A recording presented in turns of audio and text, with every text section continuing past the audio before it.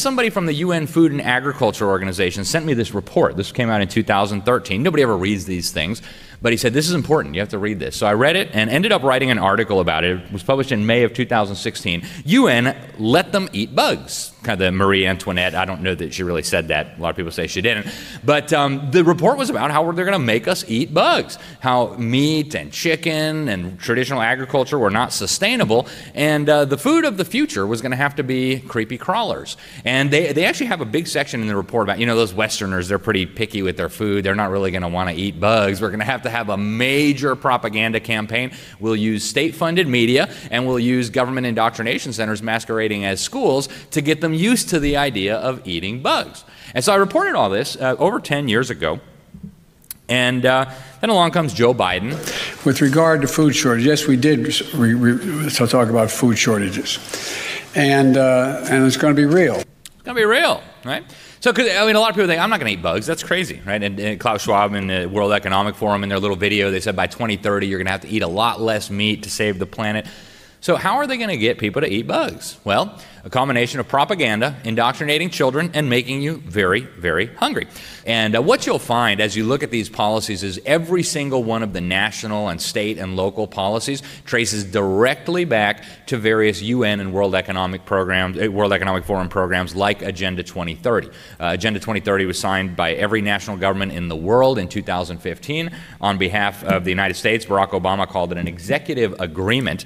And it's a plan to totally transform every element of our lives. In fact, the head of the UN General Assembly at the time called it the master plan for humanity. And if you read the preface, it says over and over again, no one will be left behind. And so a big part of this, as you read it, and I tie all the points back to that, is you got to transform agriculture, you got to transform the food supply, you got to transform every element of life. And so in keeping with that UN report on using government propaganda, here's the World Economic Forum promoting insect farming. Right? As we speak, they're actually building the largest insect protein manufacturing facility in the world in Decatur, Illinois. So the World Economic Forum thinks you need to eat the bugs, and here is the government-funded propaganda outlet known as PBS. The future of food is being revolutionized by science, as new research helps bring unexpected ingredients to the table. It kind of tastes like shrimp. They have this seafood quality to them. It reminds you of like a Frito or a chip. Yes, just a Frito or a chip, okay? So it's crazy talk, right? And so this actually comes from my home state of Florida. Everybody thinks our government schools in Florida are great. They're not, but this was sent to me by the parent of a concerned 5th grader. She was told that she had to do these workshops, and bugs are the food of the future. And she said actually in the class they told the kids that eating meat is bad for the planet. Your parents are bad for wanting to eat steak all the time.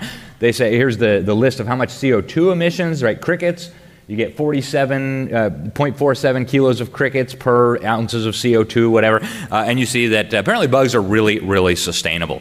The government knows quite a bit about eating bugs. Turns out it's very, very unhealthy. I pulled these right out of the National Library of Medicine 2017 study funded by the government. Said that the chitin in bugs, the exoskeletons, will provoke human innate immunity to generate a deluge of inflammatory cytokines which injure organs and, in persistent situations, lead to death, multiple sclerosis, systemic lupus, and cancer. Sign me up, right? So the goal, folks, is not to save the planet. It's not to save the climate. Like the revolutionaries used to say back in the 60s, the Students for a Democratic Society, the issue is never the issue. It's not about global warming. It's not about sustainable development. It's about enslaving humanity. They want to wipe out small, medium-sized producers, centralize food control in the hands of mega corporations in bed with the mega governments. They want to move the population into the mega cities and ultimately bring about this great reset in what they call the New World Order. And I'm out of time, but I'll leave you with Dr. Kissinger, our time, our satellite time is running out.